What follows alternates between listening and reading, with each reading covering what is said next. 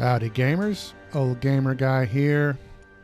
I'm very excited today because They Are Billions has finally landed on consoles. This game has been on PC for a little bit, but it's finally arrived on consoles today. They didn't even really confirm that it was coming to consoles until just recently, like about a month ago, but here it is. It's in the PlayStation Store. I assume it's in the Xbox Store. So the purpose of this video, and actually it's probably going to be several videos, but the purpose will be to kind of discuss the very basic ideas behind this game, because they don't really give you a tutorial of any kind. So you have the survival game, you have the challenge of the week. I believe the PC version also has a campaign. I assume that will come to consoles eventually, but it is not here for the moment. So we are going to start a new survival game. I will give it the name Strummer. We have a few options to go over here. We have the map type at the very beginning. All you have is the dark moorland. The rest are locked. It says in the dark moorland, the terrain is very intricate as it forms gorges and small plains with rivers and pools. These terrain formations can be very useful to protect the colony from the infected, but will make expansion of the colony much harder to achieve. So I have to stick with the dark moorland. The game duration, which by default is on 100 days, I believe. To win the game, you have to create a colony and stay alive for the duration of the game. The hordes of the infected are the same, regardless of the duration selected. Therefore, the longer the duration, the easier the game will be, as you will have more time to build your defenses before the horde arrives. And so you can go anywhere from 80 to 100 to 120 to 150. So I believe it was on 100 days by default, so I'm going to leave that here. This setting I changed. The infected population. It says this parameter affects how many infected are on the map from the beginning and the size of the hordes that periodically come to the colony. I believe by default it was on low population. I think, no, that's not right. Maybe it was on very low population. Yeah, by default the score factor was 30%, so it must have been on very low population. I'm going to go ahead and put it on easiest just for the purposes of this video here. Well, partly for the purpose of these videos, and partly because I've played a couple of games and got my face slapped by the zombies. So I'm going to put it on the easiest setting here so I can learn a few things. So let's get started. So yeah, just if you don't know what this is, it's a very steampunk type of an aesthetic, post-apocalyptic yet steampunk setting. And the idea is to build your colony. You need to survive. You have to find resources. You have to keep expanding. And then periodically there are zombie hordes. Now this is a real-time strategy game, but you can pause it, which I have just done. So down here you can see I'm on day 0 and hour 0. I paused it by, you can pause it by bringing the cursor down with the left stick and hitting the play, or you can also use the touchpad. So I'm going to keep it paused here for now. Right here you have a little mini map. I'm moving the cursor around with the left stick, moving the camera with the right stick, but if you move the cursor all the way over to the edge of the screen, like I'll tell you when I let go of the stick. I'm letting go now, and it just continues moving on its own. So if you move the cursor to the edge of the screen like that, it's going to move the camera on its own.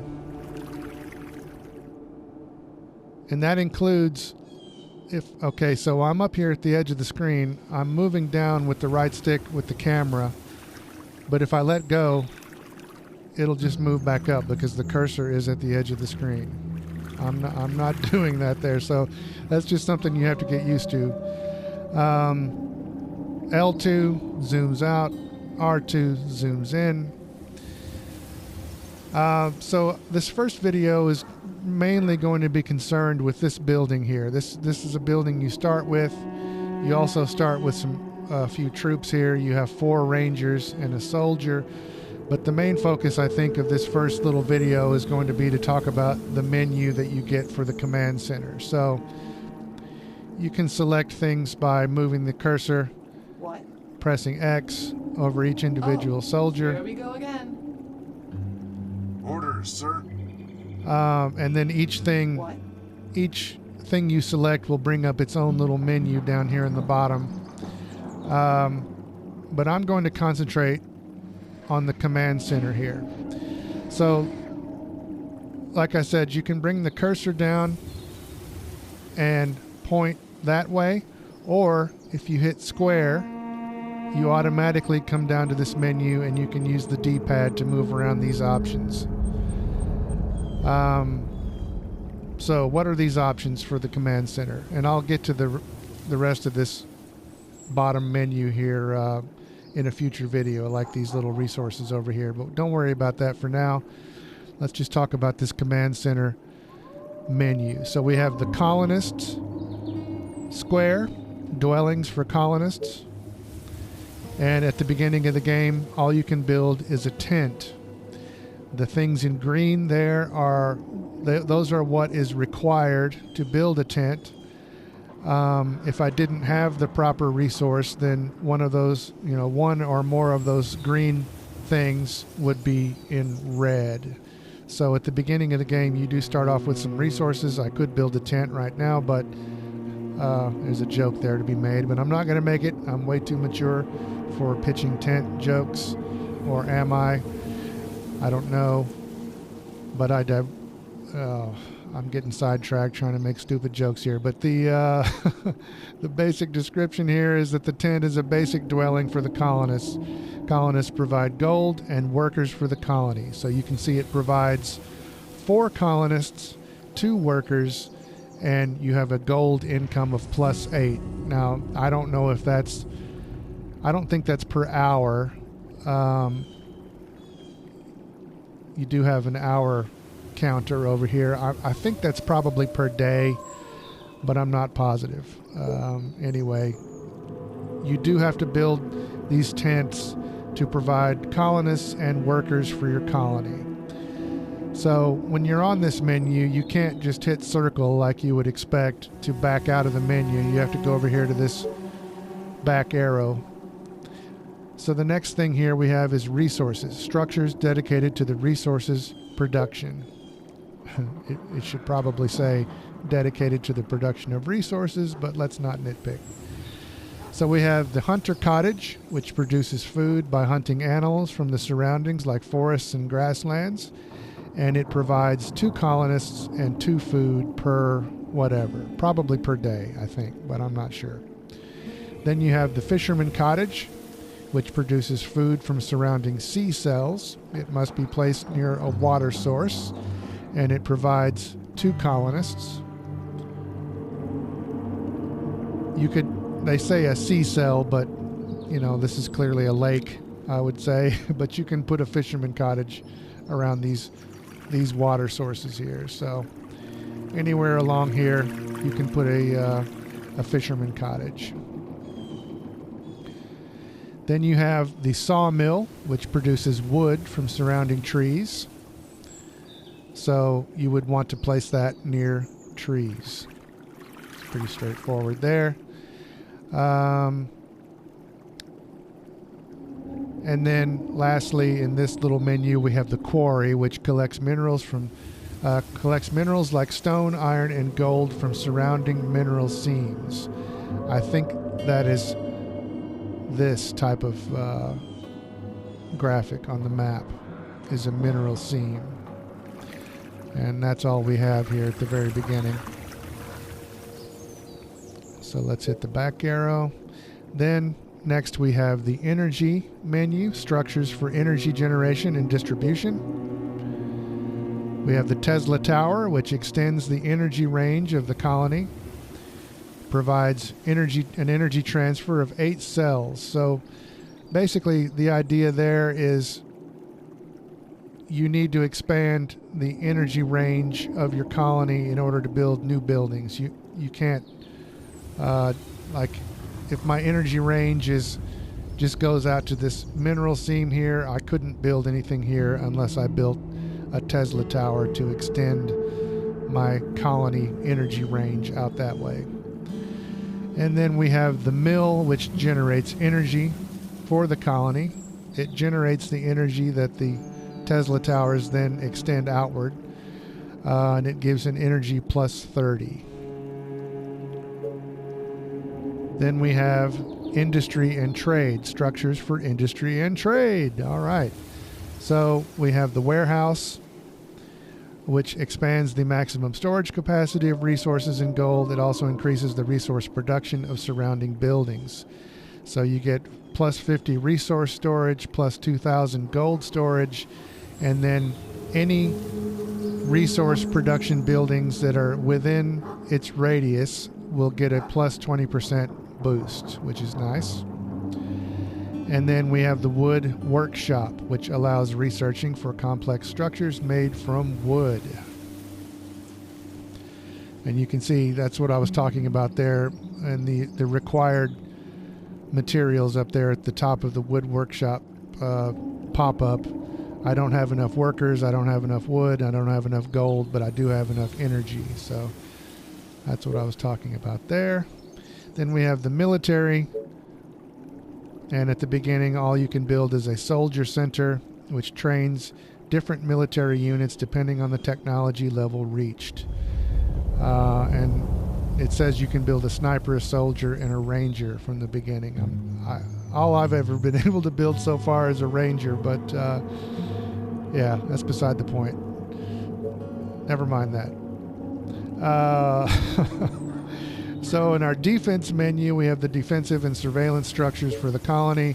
And at the beginning, you have a wood wall, a wood gate, and a wood tower. So I guess I was going to end the video here, but I guess I'll go ahead and just quickly go over this here in the lower right-hand corner. You have the various resources that you have available. So this is how many colonists I have at the beginning. I've got 10, and those are from the command center. I've got 5 workers, 5 available workers, 5 working workers, and 10 total workers, and those are also from the command center. My food production is, I have available of 19 food. I've consumed 1, or I guess I'm consuming 1. Maybe that's per day also, I'm not sure. Total production 20, again, per day, I think.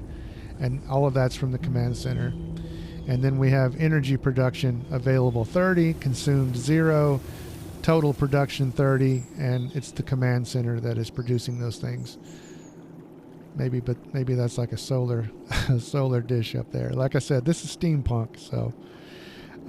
Then we have 193 gold. It tells you your production. Okay, that says plus 193 every 8 hours.